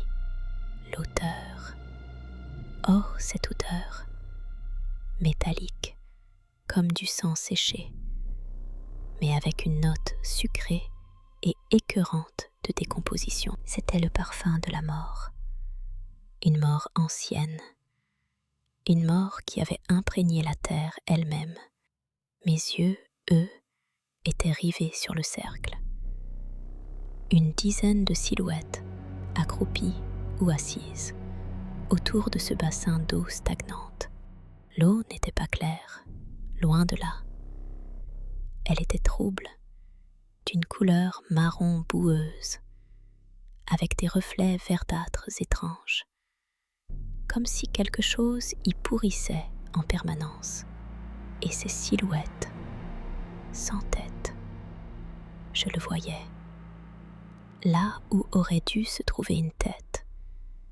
Il n'y avait rien qu'une ombre plus dense, une absence qui aspirait la lumière, une lumière verdâtre d'ailleurs, qui semblait émaner du sol, des racines des rhododendrons qui nous entouraient, pulsant faiblement comme un cœur malade. C'était un glauque, tu vois ce que je veux dire? Pas juste effrayant, mais profondément dérangeant, malsain. Jeu d'ombre, je me suis dit. Une hallucination. Le froid, le stress, j'ai trop tiré sur la corde. Mais la nausée qui me tordait les entrailles me disait le contraire. C'était réel, trop réel. Le murmure, le souffle froid, c'était le rappel. Rejoins-nous. L'un d'eux, celui qui était le plus proche de moi, a levé un bras décharné, vêtu d'une sorte de chemise râpée d'une époque révolue. Le mouvement était lent, saccadé, comme s'il n'avait pas été utilisé depuis des décennies. Il a pointé quelque chose. Je ne voyais rien, juste le vide où aurait dû être sa tête. Puis ce bras qui se pendait dans ma direction. J'ai essayé de crier. Ma gorge était serrée, comme si une main invisible l'étranglait. Aucun son n'est sorti. Juste un râle rauque et impuissant. La panique montait. Une vague glacée qui menaçait de me submerger complètement. Je devais fuir, maintenant, mais mes jambes, elles ne répondaient plus. Elles étaient lourdes, engourdies, comme si elles appartenaient à quelqu'un d'autre. Une autre silhouette s'est tournée vers moi. Puis, une autre. Le cercle semblait se resserrer. Lentement, inexorablement, les murmures se sont intensifiés, devenant un chœur discordant de plaintes et de chuchotements indistincts. Ils parlaient tous en même temps, mais je pouvais discerner des mots par bribes. La nuit, le sang, la peine, la guillotine. La guillotine. Le mot a résonné dans mon esprit comme un coup de gong sinistre. C'était ça. Ces esprits étaient liés à la terreur, à ces exécutions sanglantes. Le parc Montsouris, avec son histoire, ses secrets. Le bras qui me pointait s'est rapproché. Je pouvais distinguer les doigts crochus, les ongles jaunis et cassés. Une peur primale, animale, m'a envahi. Ce n'était plus de la curiosité morbide, c'était de la survie. J'ai forcé. J'ai concentré toute mon énergie, toute ma volonté dans les jambes. J'ai visualisé mes muscles se contractant, mes pieds reprenant le contrôle. Une douleur fulgurante a traversé ma cuisse gauche, comme si un coup de couteau s'y était logé. J'ai grincé des dents, mais ça a marché. Une légère secousse. J'ai réessayé. Cette fois, mon pied droit a bougé, juste un peu, arrachant quelques feuilles mortes sous ma semelle. Le son, ce petit bruit de feuilles froissées dans le silence oppressant. Les silhouettes se sont figées. Leurs têtes vides se sont tournées dans ma direction. Le murmure s'est arrêté net. Un silence pesant s'est abattu, plus terrifiant encore que le vacarme précédent. C'était mon signal, ma seule chance. J'ai rassemblé toutes mes forces, j'ai serré les poings, j'ai contracté mes abdos. J'ai imaginé une force invisible me poussant en arrière. Et j'ai sauté. Un mouvement maladroit, heurté, mais un mouvement quand même. J'ai basculé en arrière, loin du cercle, loin de ces choses. Mes jambes ont enfin obéi. Elles ont trouvé leur rythme. Une course désespérée, chaotique, à travers les sous-bois sombres. Je ne regardais pas derrière moi. Je ne pouvais pas. La peur de voir ces silhouettes me poursuivre était trop forte. Je sentais leur regard vide sur mon dos, leur murmure silencieux qui me poursuivait. Le froid s'est légèrement atténué à mesure que je m'éloignais du bassin. L'odeur nauséabonde s'est estompée, remplacée par l'odeur plus familière de la terre humide et des feuilles en décomposition. Mais le sentiment de terreur, lui, était toujours là, ancré en moi. J'avais l'impression d'avoir échappé à quelque chose d'ancien, de maléfique. Je courais sans but, trébuchant sur les racines, me griffant aux branches. Mon cœur battait la chamade, chaque battement résonnant dans mes oreilles comme un tambour de guerre. J'avais l'impression d'être poursuivie, même si je n'entendais rien d'autre que ma propre respiration haletante et le bruit de mes pas. Je suis tombée. Mes genoux ont heurté le sol dur, me coupant le souffle. J'ai roulé, me tenant la tête, essayant de reprendre mes esprits. Le silence du parc était maintenant total.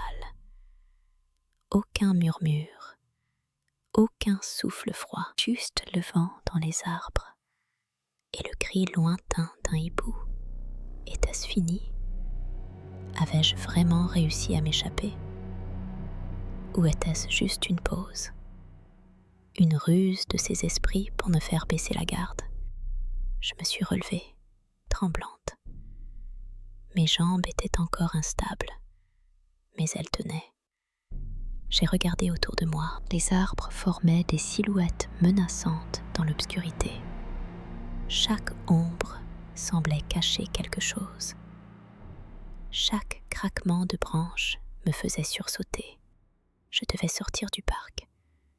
Maintenant, avant que la nuit ne se referme complètement, avant que ces choses ne décident de me rappeler. Je me suis mise à marcher, puis à trotter, puis à courir à nouveau. Cette fois en direction de la sortie que je connaissais. Je priais pour ne pas croiser leur chemin à nouveau. Je priais pour que le sacrifice, ou plutôt ma fuite désespérée, ait suffi. Alors que je me rapprochais des grilles, j'ai entendu un bruit.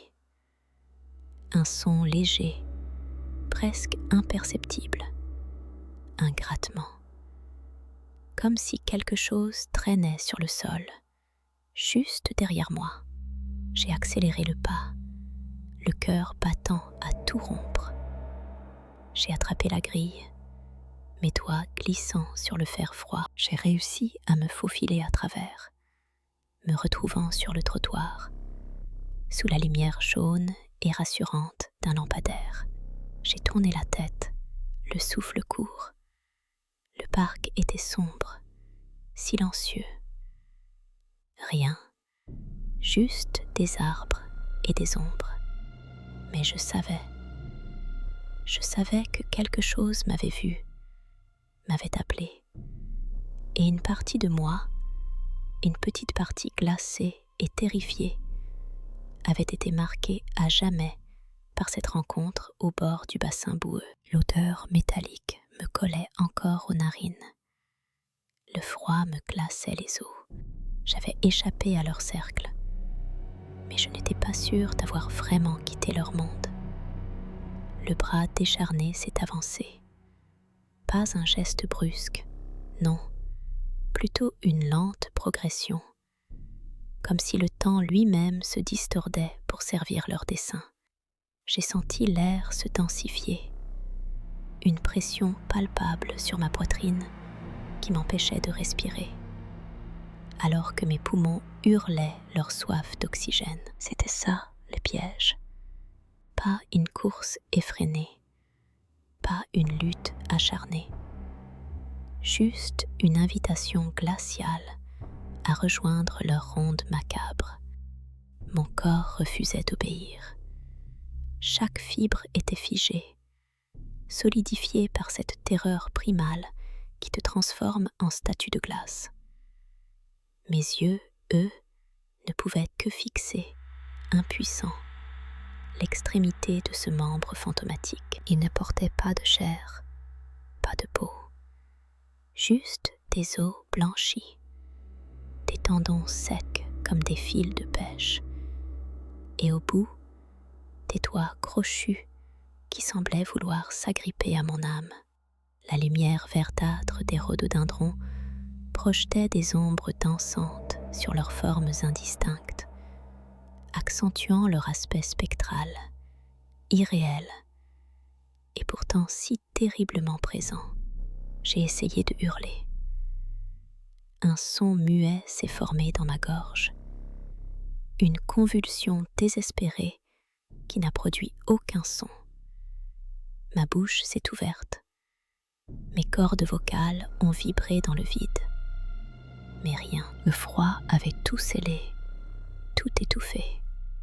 J'étais une marionnette désarticulée, condamnée à assister à mon propre supplice. La nausée s'est intensifiée. Un flot acide remontant dans mon œsophage, menaçant de tout renverser. L'odeur de mort ancienne, mêlée à celle de l'eau croupie du bassin, était devenue suffocante. C'était l'odeur de la décomposition, de la finitude, de ce qui ne peut être lavé. Le bout des doigts osseux a effleuré l'ourlet de mon manteau. Un contact glacial, bien pire que n'importe quelle brûlure. Ce n'était pas seulement froid, c'était l'absence de toute chaleur, l'annihilation de la vie. J'ai senti une sorte de succion, comme si une partie de mon énergie vitale était aspirée par ce contact infime. Mon esprit, pourtant au bord de l'implosion, a enregistré ce détail avec une clarté effrayante. Ce n'était pas une illusion, c'était réel. Et puis, le changement, pas une libération soudaine, non, plutôt un glissement subtil. La pression sur ma poitrine s'est relâchée, juste assez pour me permettre de reprendre une bouffée d'air, une bouffée sifflante et tremblante. Mes membres ont retrouvé une motricité rudimentaire, des spasmes incontrôlables au début, puis une capacité à bouger lentement. La main s'est retirée, comme si elle avait accompli sa tâche. Les silhouettes sans tête n'ont pas insisté. Elles se sont contentées de rester là, immobiles, leur corps flottant à quelques centimètres du sol, leur regard invisible fixé sur moi. Le cercle ne s'était pas refermé, mais il était toujours là. Une promesse silencieuse de ce qui pourrait arriver si je m'attardais trop. J'ai reculé. Un pas, puis un autre. Mes jambes tremblaient comme des feuilles mortes dans un vent d'hiver. Je ne courais pas. Je me retirais, avec la conscience aiguë que chaque pas me rapprochait de la sortie, mais aussi de l'inconnu, du monde des vivants, où je ne serais plus jamais tout à fait la même. L'odeur de mort et de vase me poursuivait, s'accrochait à mes vêtements, à mes cheveux, à ma peau. C'était devenu ma propre signature olfactive. Je ne me suis retournée qu'une fois arrivée à distance respectable, là où les rhododendrons commençaient à laisser place à des arbres plus familiers, plus rassurants. Le cercle était toujours là, une tache sombre dans la pénombre verdâtre. Les silhouettes étaient toujours là aussi, immobiles, comme des statues oubliées au milieu de la nuit. Mais quelque chose avait changé. Le rappel s'était estompé, remplacé par un murmure, un chuchotement à peine audible, qui semblait porter le poids de siècles de souffrance. C'était comme le froissement des feuilles mortes, le bruit du vent dans les branches nues, mais avec une intention, une mélancolie profonde. J'ai continué à marcher, le cœur battant la chamade, une tachycardie qui résonnait dans mes oreilles comme un tambour funèbre. Chaque craquement de branche sous mes pieds, chaque souffle du vent me donnait l'impression qu'ils étaient juste derrière moi, me suivant, me marquant. La peur ne m'avait pas quitté, elle s'était transformée. De la panique pure, elle était devenue une angoisse sourde, une vigilance constante. Je savais qu'ils ne pouvaient pas me suivre loin de leur domaine, de ce lieu imprégné de leur tragédie. Mais je sentais aussi qu'ils avaient laissé une empreinte en moi, une ombre. En sortant du parc, l'air de la ville m'apparut étrangement tiède, presque vulgaire dans sa normalité. Les lumières des lampadaires, les phares des voitures, le bruit lointain de la circulation, tout cela semblait appartenir à un autre univers, un univers que j'avais quitté, ne serait-ce que pour quelques instants, pour me retrouver face à l'horreur décapitée. Les jours qui ont suivi ont été un brouillard. J'essayais de rationaliser, de me dire que c'était le froid, la fatigue, un mauvais rêve, mais l'odeur était toujours là, subtilement, comme un fantôme olfactif. Et le froid, parfois, même dans mon appartement chauffé, je sentais ce froid pénétrant revenir, un frisson qui me parcourait l'échine, me rappelant le contact de ses doigts osseux. Je n'ai plus jamais osé m'approcher du bassin, ni même des profondeurs de ce coin oublié du parc Montsouris. Mais je ne pouvais pas non plus oublier les silhouettes sans tête, les esprits de la guillotine, les âmes perdues qui dansaient autour de l'eau stagnante. Ils sont devenus une partie de mon paysage mental. Parfois, dans le silence de la nuit, quand le vent souffle d'une certaine manière, je crois encore entendre leur murmure, un écho lointain, une plainte éternelle, un rappel que certaines histoires ne se terminent jamais vraiment. Elles laissent juste une ombre qui reste, et un murmure éternel. Et franchement, ça me fout la trouille.